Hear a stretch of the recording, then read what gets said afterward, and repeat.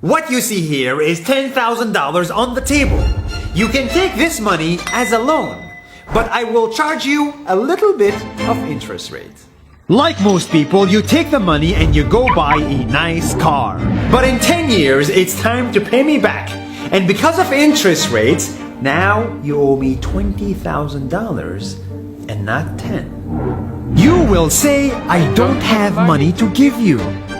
And if you don't, I take your car and a piece of your house.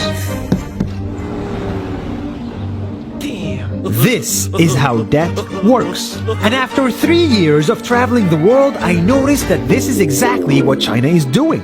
For example, take the small island nation of Sri Lanka. This developing country needs money and China has a lot of it.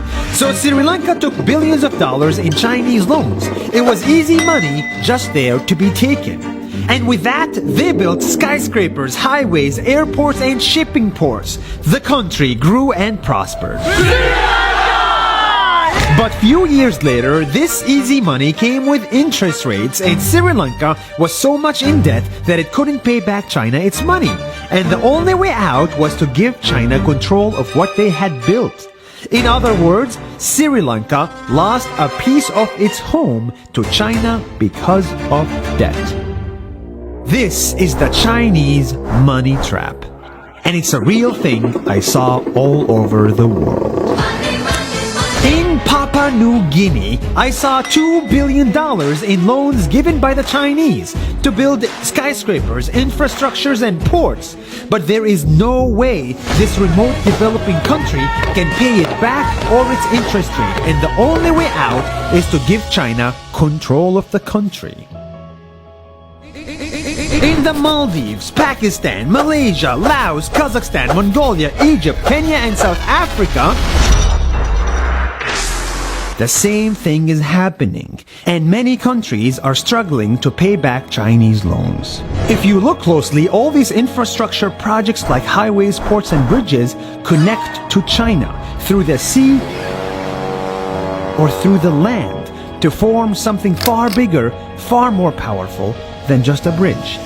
A new Silk Road. The world is already made by China, and I think slowly it will be owned by China. Don't get me wrong, building bridges, ports, highways, and airports is a great thing for the people and the country, but they come at a very high cost. And when these countries can't pay back the loans, these countries will lose their homes. One thing my parents had taught me is that there's no such thing as a free lunch or a free ride. So if we're not careful with our money or other people's money, then we better start learning Chinese. 下周见。